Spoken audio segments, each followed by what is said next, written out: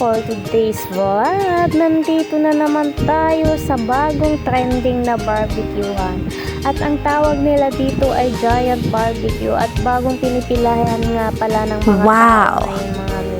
So as you can see naman, sobrang laki naman talaga ang mga barbecue nila dito. Lalo na yung isaw, chicken skin, chicken feet, at saka ano yung ulo ng manok. May mga chicharong bulaklak din sila dito mga mi.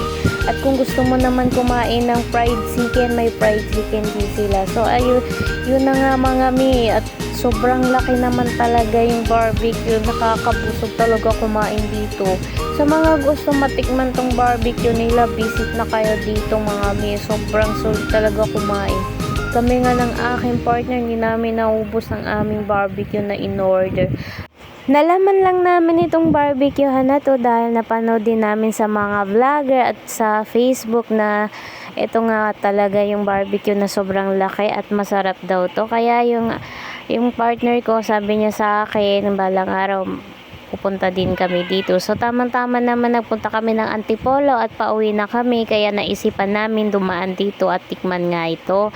So ayan na nga mga mi, tapos na kami magpaihaw at ito na nga, luto na ang aming pagkain. So ayan, tinikman namin, sobrang sarap naman talaga. Sobrang sulit kumain dito, busog na busog ka.